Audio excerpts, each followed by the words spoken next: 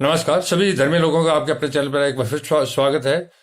Christmas पर्व पास आ गया है। यह एक महान पर्व है जो परमात्मा के पुत्र ईसा के संदर्भ में मनाया जाता है और पूरी दुनिया खुशी खुशी पर्व को मनाती है। इसी की खुशी में मैं लगातार इस महीने जल्दी से जल्दी ईसा का ज्ञान आपको जैसे जैसे मुझे प्राप्त होगा मैं बताता रहूँगा। कृपया लगातार आप मेरे चैनल पर बने रहिए, इसको सब्सक्राइब भी करें और आगे भी सब्सक्राइब कराएं। परमात्मा का पुत्र धरती के निवासियों की तरह नहीं था, वह एक अग्नि पुत्र था, अर्थात परमात्मा का पवित्र पुत्र था। वह स्वर्ग से एक विशेष कार्य परमात्मा की योजना के तहत आया था। उसका मकसद धरती पर घर बसाना या रहना नहीं था, वह एक परमात्मा के कार्य को करके वापस स्वर्ग में ही जाना था उसको, और लगातार वो आता रहेगा और आता रहता है और अपने जो उसके कार्य हैं अर्थात धरती के लोगों को पवित्र करना, क्योंकि परमात्मा पवित्र है और परमात्मा का पुत्र ईसा भी पवित्र है और उसके कार्य भी पवित्र है, और परमात्मा पवित्रता को ही पसंद करता है, अपवित्रता को पसंद नहीं करता।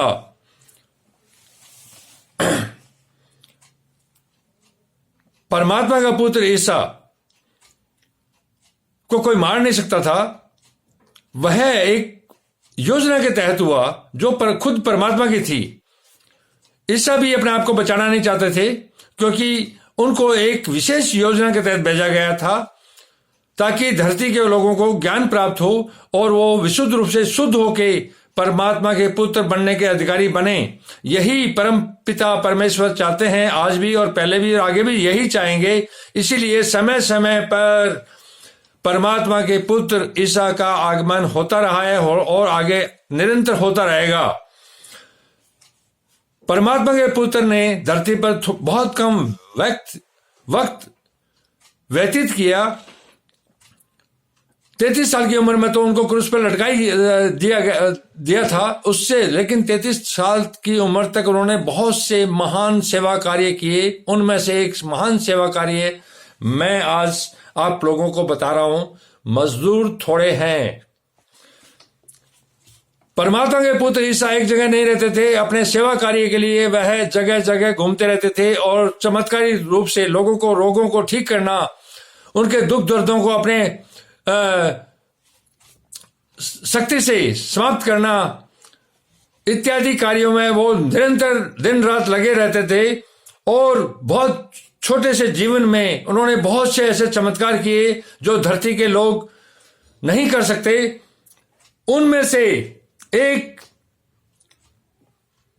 मजदूर थोड़े हैं इसी पर है।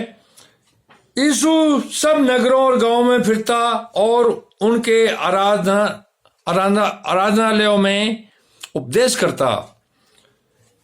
यीशु सब नगरों में जाता था, गांवों में जाता था और उनके पूजा घरों में भी जाके उपदेश करता था, ताकि लोगों को परमात्मा और उसकी पवित्रता का पता लगे। क्योंकि परमात्मा और उसकी पवित्रता और उसके पवित्र आदेश जो हैं वही ईसा का धर्म था, ये मैं आपको पहले बता चुका हूं।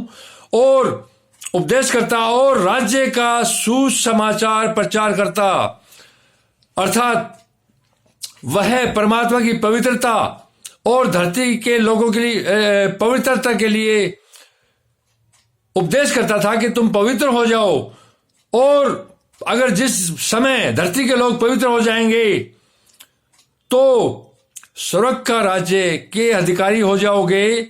और राज्य का सुसमाचार प्रचार करता। सुसमाचार का मतलब है उस समय जब ईसा पैदा हुए थे, अत्याचार अन्याय इत्यादि इतने ज्यादा बढ़ गए थे धरती पर कि जिसकी कोई सीमा नहीं थी। लोग दुखी थे और दुखी होके ईसा के आगे पीछे घूमते थे और भीड़ की भीड़ इकट्ठी हो जाती थी।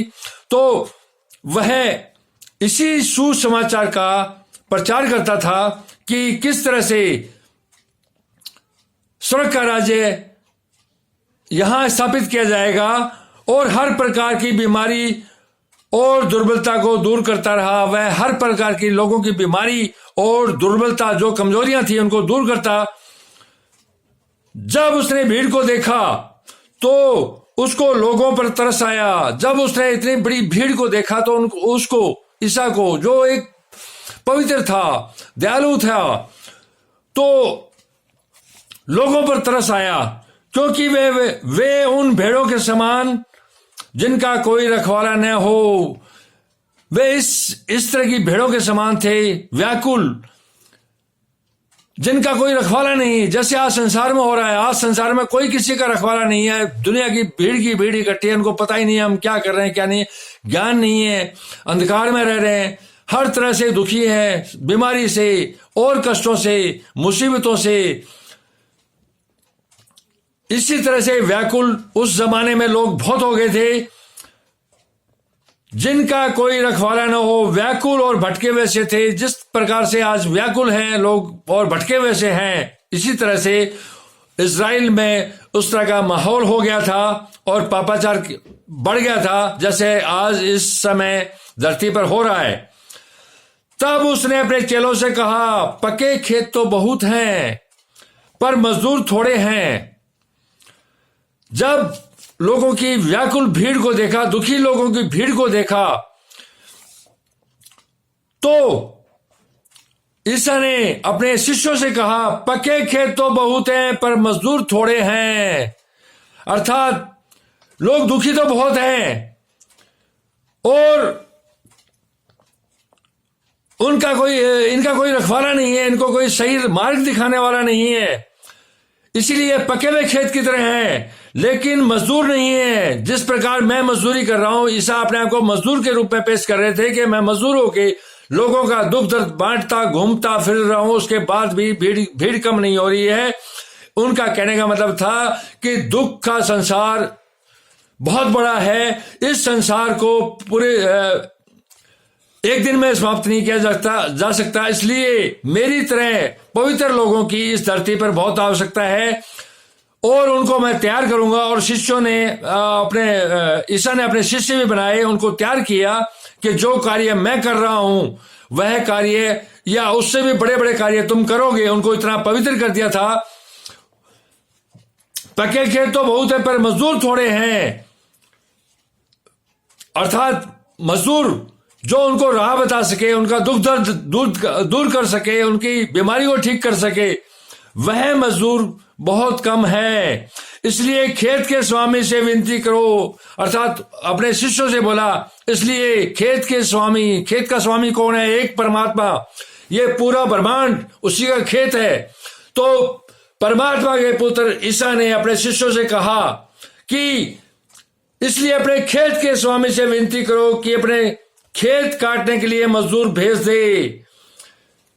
इसलिए अपने खेत के स्वामी से, अर्थात अपने शिष्यों से कहा, खेत के स्वामी अर्थात परमात्मा से प्रार्थना करो कि खेत काटने के लिए मजदूर और भेज दें। जिस प्रकार से ईसा को भी उन्होंने खेत काटने के लिए, अर्थात इस संसार का पाप खत्म करने के लिए भेजा था, उसी रूप में उन्होंने बोला। और इसके बाद ईसा ने अपने 12 चेले बनाए, जो मैं आगे के वीडियो में बताऊंगा, और उनको वह सारे सेवा कार्य सौंपे। तो इसको आप अन्यथा न लें, परमात्मा के पुत्र ईसा किसी विशेष समुदाय धर्म से संबंधित नहीं है, ये पूरे संसार के हैं, क्योंकि परमात्मा एक है, उनका पुत्र भी एक है। और जब वो एक है तो एक परमात्मा के एक पुत्र सारे संसार को एक समान, एक अपने परिवार में शामिल कर रहा है। तो ईसा ने सारे संसार के लोगों को एक समान माना और अपने में ही माना, और उनके दुखों का निवारण भी उसने अपने तरीके से किया। जो भी उसके पास जाता था, जहां से भी जाता था, उसका दुख का निवारण तुरंत करता था। उसके बाद अपने शिष्यों को यह अधिकार दिया।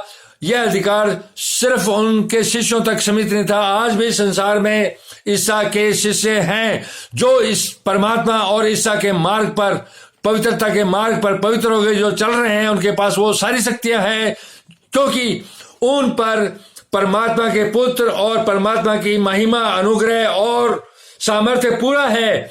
वो उनको वो शक्तियां दे रखी है कि वो संसार में त्याग करके संसार के दुखों का शमन करे। यह परमात्मा और परमात्मा के पुत्र ईसा की मेहरबानी है, तो कृपया इसको अन्यथा न ले। परमात्मा का पुत्र धरती के तमाम लोगों के लिए आया और तमाम लोगों का दुख अपने कंधों पर उठा के चला गया, एहसान किया हम पर। आज हम उसकी बदौलत जिंदा हैं और ये ब्रह्मांड, ये धरती चल रही है। तो आप लगातार मेरे इस पावन पर्व पर मेरे चैनल पर बने रहिए और मेरे चैनल को आगे सब्सक्राइब कराइए, बढ़ाइए, ताकि धरती पर पवित्रता जैसा परमात्मा और परमात्मा के पुत्र चाहते हैं वो फैले। धन्यवाद। शुभ रात्रि। शीघ्र मिलेंगे।